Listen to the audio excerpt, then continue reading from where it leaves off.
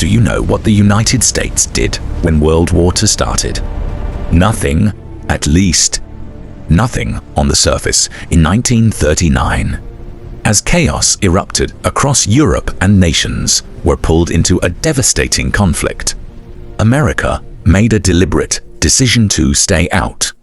The scars of the First World War were still fresh, too many lives lost, too much destruction, for a war many believed was never truly theirs.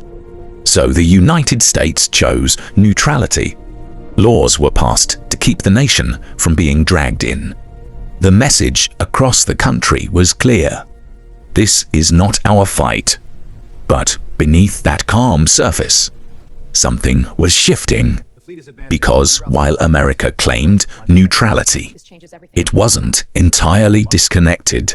Quietly, carefully, it began supporting the Allied powers, sending weapons, supplies, and resources across the Atlantic. Not stepping into the battlefield, but not standing completely aside either. It was a delicate position, 1 foot out, 1 foot slowly moving in, a balance between caution and responsibility. Then everything changed, the attack on Pearl Harbor. In a single, devastating moment, the distance America relied on vanished. War was no longer something happening far away. It had arrived suddenly, violently on American soil. And just like that, neutrality ended. The nation that once stood back was now fully at war.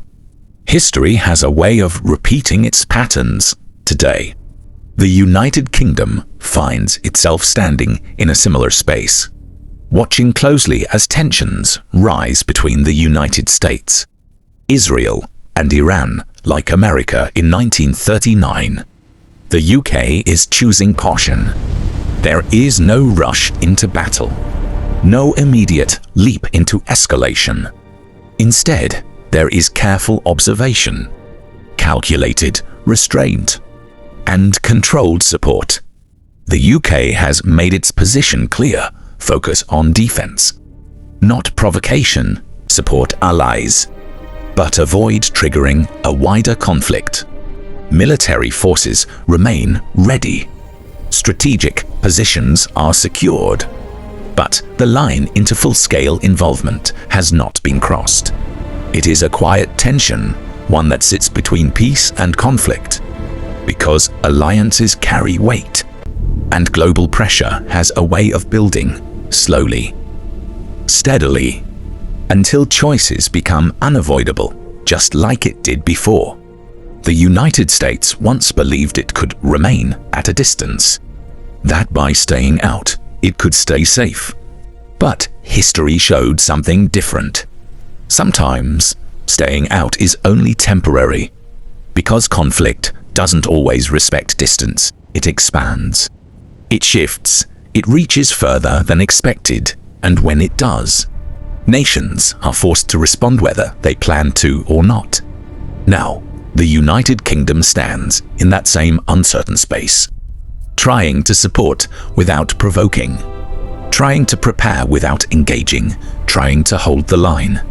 In a moment where that line feels increasingly fragile, the world is watching. Because the real question is no longer just about what is happening now, but what could happen next. If history has taught us anything, it's this: the space between staying out and being pulled in can disappear faster than anyone expects.